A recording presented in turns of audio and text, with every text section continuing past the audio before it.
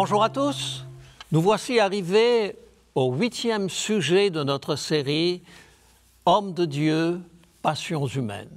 Dans cette série, nous avons essayé de montrer que les hommes de Dieu, les femmes de Dieu, sont des personnes comme chacun d'entre nous, c'est-à-dire avec leurs forces et leurs faiblesses, avec leur grandeur et leur petitesse à d'autres moments. Seulement, ils se sont mis humblement entre les mains du Seigneur et Dieu a réalisé à travers leur vie des choses extraordinaires. Je remercie la chaîne 3ABN de mettre à notre disposition ce temps d'antenne et je souhaite que vous puissiez suivre cette série et toutes les autres séries extrêmement intéressantes qui sont produites par cette chaîne internationale qui produit ces programmes en 9 langues différentes par satellite dans le monde entier. 2 enfants se disputaient devant leurs parents, tenant chacun mordicus à leur point de vue. La chicane continuant et se perpétuant, la mère prit les 2 enfants, les mit de chaque côté de la table, et au milieu de la table, il y avait un vase à fleurs. Elle s'est tournée vers l'un et vers l'autre, l'un après l'autre, et leur a dit « Décrivez-moi ce que vous voyez ». Alors, ils ont commencé à décrire l'un après l'autre ce qu'ils voyaient, et finalement, ils se sont rendus compte que l'un disait « j'ai vu sur ce vase qu'il y avait une sorte de dessin avec des dominantes de bleu, et c'était des fleurs », et l'autre l'interrompt pour lui dire « Mais non !» Sur ce vase, il y avait une voiture à côté d'un arbre et c'était rouge. Et les parents ont utilisé cela pour faire comprendre aux enfants que même si on ne regarde qu'un objet, le même objet, eh bien, on peut avoir 2 points de vue différents parce qu'on est sous un angle différent par rapport à cela. C'est la raison pour laquelle dans la Bible, nous avons 4 versions différentes de la vie de Jésus, qu'on appelle les 4 évangiles, et chacun de ces évangélistes a voulu souligner un élément particulier de la vie de Jésus. Mais il y avait tellement d'événements, c'est l'apôtre Jean qui le dit, s'il fallait écrire tout ce que le Christ a fait sur la terre, tous les livres de la terre ne seraient pas suffisants pour contenir tous les événements de la vie de Jésus. Et rares sont les évangiles, les événements que les 4 évangiles vont rapporter. En général, 2 évangiles, 3 évangiles vont parler d'un élément, d'une anecdote, d'une parabole, et les autres évangélistes vont le voir sous un angle différent. C'est très important, c'est essentiel même de se rendre compte que lorsque les hommes décrivent ce qu'ils ont vu, ce dont ils ont été témoins, que certains aspects, compte tenu de leur personnalité, de leur formation, de leur culture, etc., ils vont le voir avec un regard différent. Un événement a été rapporté par les 4 évangiles. C'est suffisamment rare pour le souligner. Et dans cet événement, il ne s'agit pas de quelque chose de doctrinal. Il s'agit d'une rencontre au niveau du cœur. Eh bien, les 4 évangiles racontent l'histoire d'une femme qui est venue apporter à Jésus un parfum de grand prix et qui a répandu ce parfum sur la tête, sur les pieds de Jésus et qui a surpris tout le monde parce que c'était un parfum de grand prix et que les conversations allant bon train autour du repas, tout d'un coup, ce parfum d'agréable odeur a fait cesser les conversations. Au lieu de le raconter, lisons-le ensemble tel que Matthieu, le premier des 4 évangiles, nous le rapporte. Dans le chapitre 26, nous sommes donc à la fin du ministère de Jésus et c'est à partir du verset 6. « Comme Jésus était à Béthanie, dans la maison de Simon le lépreux. Vous savez, je vais m'arrêter pour donner un petit peu un commentaire à chaque fois. Béthanie, c'est un village qui est tout à fait proche de Jérusalem. Quand Jésus partait du nord de la Galilée pour descendre à Jérusalem, il s'arrêtait là chez des amis. Et l'Évangile parle souvent de ces amis de Jésus qui étaient à Béthanie. Et là, il était dans la maison de Simon le lépreux. Ça devrait attirer notre attention. C'est un indice un peu particulier. Comment se fait-il qu'un lépreux pouvait recevoir des gens chez lui et offrir un repas? C'était strictement impossible. Si vous avez vu le film Ben-Hur, vous verrez vous aurez vu les errances de Ben-Hur lorsqu'il est à la recherche de sa mère, de sa sœur, dans la vallée des lépreux. Parce qu'un lépreux était obligé de s'armer d'une sorte de clochette et de crier « lépreux, lépreux » lorsqu'il traversait la ville, afin que tout le monde s'éloigne de lui parce que l'on croyait que la lèpre était quelque chose de contagieux.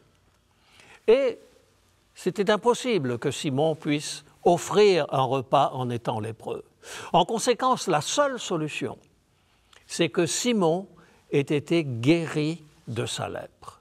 Et peut-être pouvons-nous penser que Simon a pu être guéri par Jésus, puisque c'est pour Jésus qu'il offre ce repas et qu'ils le prennent ensemble.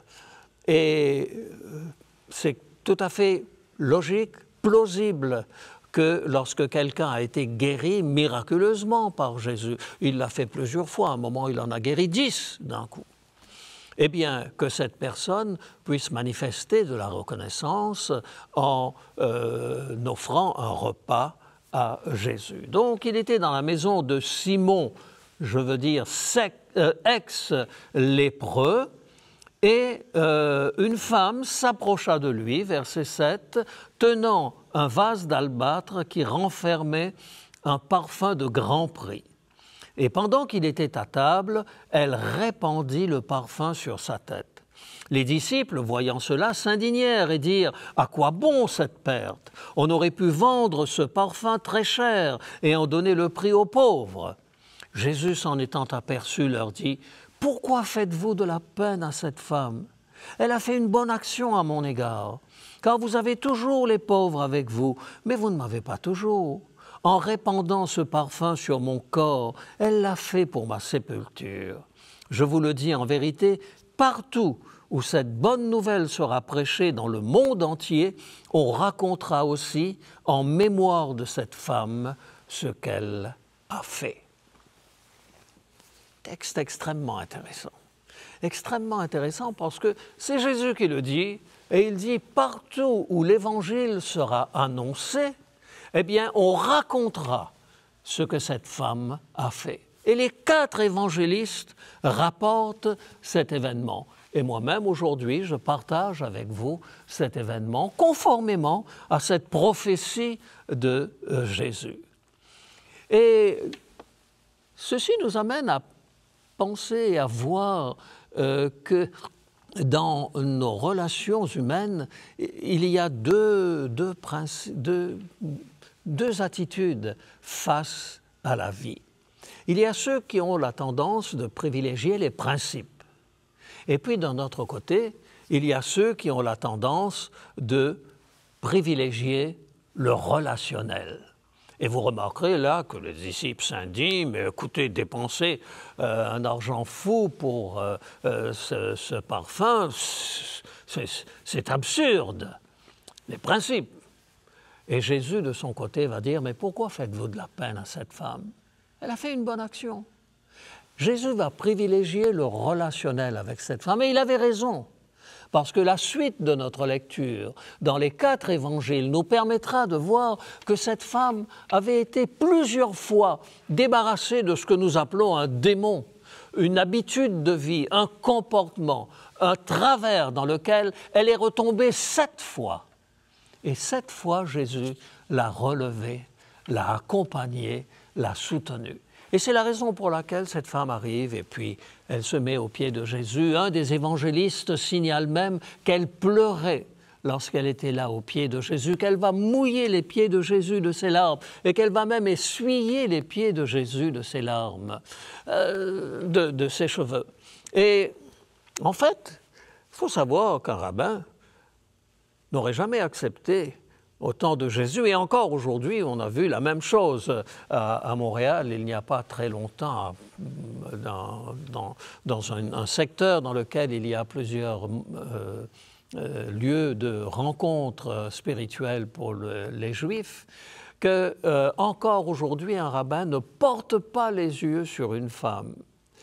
Et là, Jésus se laisse toucher par cette femme. Pourquoi accepte-t-il cela? Nous allons le comprendre au fur et à mesure de notre lecture. Quand on regarde autour de nous, même dans les foyers, on voit que parfois les deux parents ne sont pas sur la même longueur d'onde lorsque l'un des parents est pour les principes et l'autre parent est pour le relationnel. Prenez un exemple tout simple. Lorsqu'un enfant ne veut pas aller se coucher le soir, eh bien l'un des parents va dire « Écoute, c'est l'heure pour toi, maintenant tu te prépares, tu vas te brosser les dents, tu vas mettre ton pyjama et tu vas aller au lit. » Et puis l'autre parent se dit « Ben écoute, on va venir te raconter une petite histoire là pour que tu t'endormes. » Et nous voyons là déjà deux approches différentes. Dans les affaires, alors là, c'est vraiment pire. Vous avez les jeunes loups qui veulent à tout prix écraser la concurrence et qui vont tout faire pour écraser la concurrence. Un jour, j'ai reçu la visite de représentants d'une compagnie de téléphone et de télévision, etc. Et ils ne me vantaient pas simplement leur système à eux, mais ils détruisaient l'autre système. À un certain moment, je leur ai dit, mais écoutez, là, lorsque je vous écoute, on a l'impression que c'est une affaire personnelle là, avec l'autre système de retransmission. Et sans sourciller, ce représentant m'a dit, mais c'est ce que nous voulons. Nous voulons les détruire. Il y a donc ceux qui sont pour ce comportement agressif dans lequel il n'y a que mon intérêt qui compte. Et puis vous allez avoir aussi dans certaines sociétés des gens qui vont se lever pour dire « mais écoutez, là, si on fait une OPA de ce genre sur cette société, pensez-y, il y a 1500 employés dans cette société. Lorsque vous les aurez détruits, vous allez faire 1500 chômeurs de plus et des gens qui seront malheureux pour trouver un autre travail, etc. » Deux approches différentes vont s'opposer. Et curieusement, on pourrait dire que même dans le domaine religieux, on retrouve cela. Imaginez un instant qu'un jeune dans une communauté religieuse ait commis ce que certains appelleront l'irréparable en se retrouvant enceinte sans être passé par ce que culturellement on aurait attendu de cette personne. Et puis arrive le moment où on se dit c'est grave et certains vont dire c'est très important, il faut que nous donnions l'exemple, sinon que feront les autres jeunes de notre communauté si nous laissons aller dans ce domaine. Et puis vous aurez aussi ceux qui sont pour le relationnel qui diront mais écoutez, toute sa vie est brisée par cela. Et déjà, elle souffre tellement, est-ce que vous croyez vraiment que d'être dur et sévère envers elle, c'est le seul moyen de la soigner de cette blessure qu'elle vit actuellement? Et vous voyez que donc, on retrouve cela dans tous les domaines. Alors, parce qu'il ne nous reste pas beaucoup de temps, je voudrais souligner le fait que l'évangile de Marc est pratiquement identique dans sa présentation avec l'évangile de Matthieu. Mais l'évangile de Luc a retenu une autre dimension, la dimension du salut. Parce que l'évangile de Luc met en évidence le fait que c'est Simon, le lépreux, comme on l'appelle, qui va dire « Mais si Jésus était vraiment un prophète, il saurait quelle est la nature de cette femme qui le touche. » Et Jésus va dire à Simon une parabole. Simon, deux hommes devaient de l'argent à leur maître. L'un devait une petite somme et l'autre devait une somme énorme. Qui, selon toi, sera le plus reconnaissant envers son maître lorsque le maître dira « Je vous fais cadeau de votre dette » ? Et Simon de dire certainement celui à qui il a remis la dette la plus importante. Et Jésus lui dit « Tu as bien jugé. Mais laisse-moi te dire une chose, il te manque quelque chose. Je suis entré dans ta maison et tu n'as pas respecté les traditions. Tu ne m'as pas donné la possibilité d'avoir mes pieds lavés comme c'est une tradition de le faire. Tu ne m'as pas offert quelque chose pour me rafraîchir. Et cette femme n'a pas cessé de m'embrasser les pieds et de pleurer. » Et Jésus met en évidence la compassion qu'il a pour cette femme. Et il connaît cette femme, il sait qu'elle a vécu des choses absolument difficiles. Et Simon comprend à ce moment, du moins on l'espère, que finalement son attitude a été vraiment celle de ceux qui défendent les principes sans tenir compte de la vie, de l'expérience et du relationnel des uns et des autres. L'évangéliste Jean, lui, va raconter la même histoire, mais il va le faire d'une manière différente encore. Et lui, il va mettre l'accent sur les gens qui sont concernés. Et lorsqu'on lit l'évangile de Jean, on se rend compte que Jean nomme les uns et les autres. Lazare que Jésus a ressuscité est là à table. C'est l'attraction. Il a été ressuscité et les gens ont bien voulu être là à ce repas pour voir celui qui était passé par la mort et qui était ressuscité. Ensuite, il y a Marthe. Marthe, c'est la fée du logis. Lorsque vous lui donnez la possibilité de faire un repas, vous pouvez être certain que ce sera parfait. Et puis, il y a Marie Boncoeur. Marie Boncoeur dont Jésus avait enlevé 7 démons et qui même à un certain moment avait dû changer de ville parce que la pression sociale était devenue trop forte. C'est la raison pour laquelle on l'appelle Marie de Magdala. C'est la sœur de Marthe. Et puis il y a aussi Judas, l'un des apôtres. Et Jean n'hésite pas à parler de cet apôtre en disant, eh bien, il ne s'inquiétait pas des pauvres. Mais quand il a dit on pourrait vendre ça à 300 deniers, eh bien, il pensait à lui parce qu'il était voleur et qu'il prenait ce qu'on mettait dans la caisse. Jean parle des gens tels qu'ils sont, montre ce qui va ou ce qui ne va pas. Et Jésus ouvre une perspective particulière, celle de l'amour, celle du relationnel, celle de l'empathie. Pourquoi faites-vous de la peine à cette femme? Et la prochaine fois que vous aurez l'occasion de parler de Jésus à un être humain, mettez-vous du côté du relationnel. Jésus ne voyait pas les gens tels qu'ils étaient, mais tels qu'ils pouvaient être, transformés par la puissance de l'Esprit. Prions ensemble.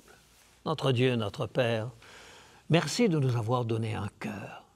Tu as fait de nous des êtres intelligents, et tu nous as donné aussi un cœur. Permets, Seigneur, que ton amour puisse triompher en nous, que dans tout ce que nous organisons, que nous faisons sur cette terre, nous soyons des disciples de celui qui nous a appris à aimer. C'est en son nom que nous t'adressons notre prière. Amen. Nous voilà de retour sur le plateau pour la période de questions-réponses avec Élisabeth.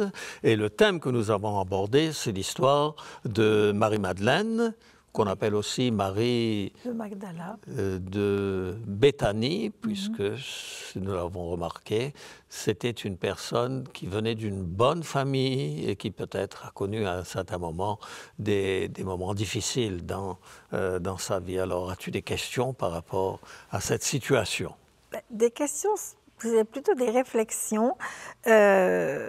dans ta présentation, tu as parlé de cette expérience de cette maman avec le vase à fleurs et ses deux fils qui se disputaient. Et puis finalement, après cette expérience, moi j'ai aimé parce qu'on peut voir que même s'il y a des regards différents, eh bien ces regards peuvent être tout aussi bons l'un que l'autre. Tout à fait. Cependant, dans l'histoire de Marie-Madeleine, on voit une nette différence entre l'attitude des gens qui sont là et l'attitude de Jésus. Et moi, j'appelle ça le fond et la forme. Oui, tout à fait. Et donc, moi, je voulais te demander de nous expliquer un petit peu ce processus entre le fond et la frappant, forme. Cette question de forme et de fond, c'est frappant dans l'expérience de Marie-Madeleine. Les us et coutumes juives, les coutumes de l'époque également, les traditions de l'époque, ont une très grande importance. D'ailleurs, ça a une importance dans beaucoup de sociétés. Et les disciples, Simon lui-même, Judas en particulier à un certain moment, tout ce monde-là va accorder de l'importance à la forme extérieure. Cette femme n'avait pas à être là à ce moment-là.